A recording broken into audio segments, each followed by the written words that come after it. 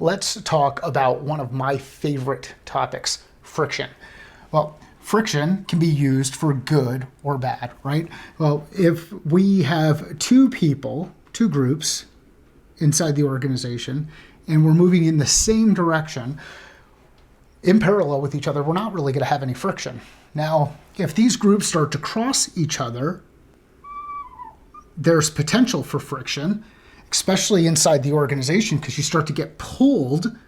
Even though this one's going straight and this one's going up, you start to get pulled in this direction, start to get pulled off target. Now, the other time where friction can happen is, let's say that we're moving in the same direction, connected, but one is moving a little bit slower than the other, and another one's moving a lot faster. Now we start to create more tension inside the organization. So when you're thinking about what's happening inside your organization, ask yourself this question. Number one, are we aligned? And I know that's been a common thread here. Are we aligned? Are we focused on the thing that is most important inside the organization, whatever that most important number is? And it'll change from time to time. At one point in time, it might be something like revenue. At another point in time, it might be something different. We might actually shift and be focused on profit. Anyhow, are we aligned? Are we aligned? Are we working toward the same thing? If not, there's going to be chances that we're going to create some friction inside the organization. Well, the same thing happens when we're talking about clients. So if we're working with a client, and we have our sales process that we're going through, right? From a Catalyst perspective, validation, qualification, fit on both sides, client fit, customer fit, right? Proposal, closed won, confirmation, right? These are the stages. And again, these stages are not time bound, they're probability based, okay? And the customer is going through their journey,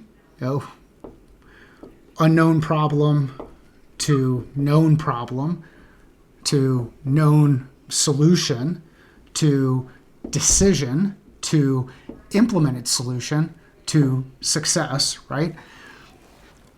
They may need to go a little bit slower than we'd like them to go, because we've got a number for the month, or we've got a number for the quarter, we've got the number for whatever. And we can create these points in here, these calls that we have with them, calls to action, that can help power up or enable them to move from one stage to another.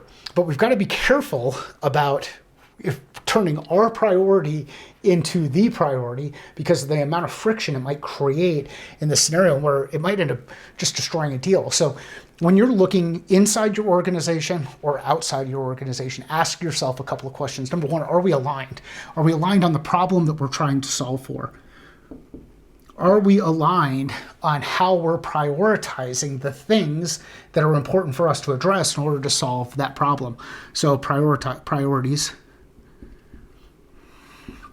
And then, are we aligned on what the timing looks like on this? When?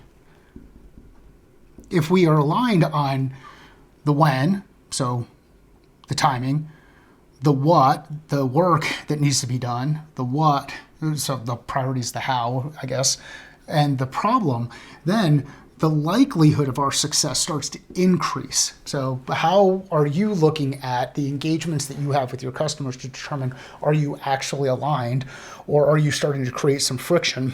And how can you use friction to help move things forward? A good example of friction to move things forward is if we understand from a timing perspective where the risk is if they've not implemented by a certain period, and are we getting closer to that? So are we aligned on the problem? Are we aligned on where we're putting our attention, how we're prioritizing things? Are we aligned on the timing for when those things need to be done? How does that work both across our organization and across the organizations we're working with?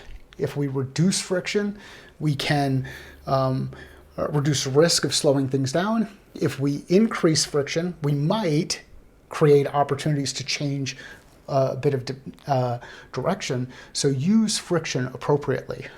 Thanks.